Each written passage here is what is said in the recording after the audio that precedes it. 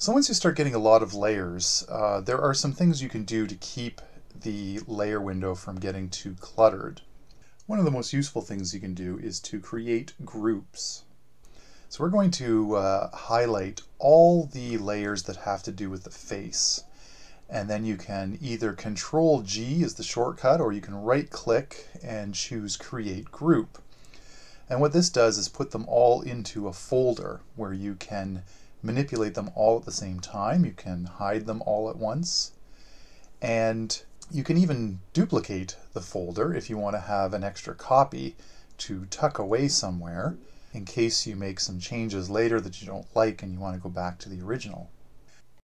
I like to keep one group for reference pictures and line art and any other miscellaneous stuff that I don't want interfering with the rest of the image.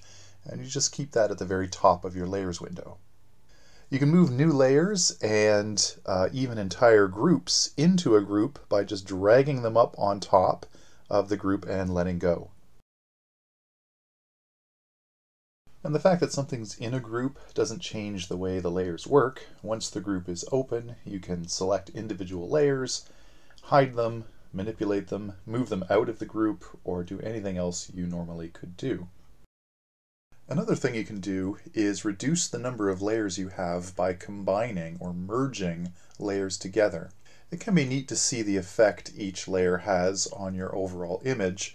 But after a certain point, when you know you've done everything you plan to do to that layer, there's not a lot of reason to keep them separate. Once you've done the refining stage, for example, you don't really need to have the shadows and highlights on separate layers. So if you select both of those, right-click and go down to Merge Layers, and click that, it will combine your selected layers into one single layer now. Be careful that you don't select Merge Visible, because that will combine all of your layers into one layer.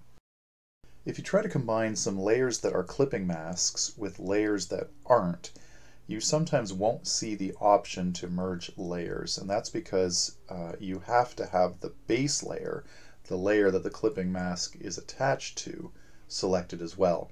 So you could, for example, select all of your layers dealing with the face and combine them all into one single layer. Just be careful about doing this if you're not sure that you're done with them, because you can't really undo this. This is why it's good to have a copy of the group hidden away somewhere else in case you need to go back to the separate layers.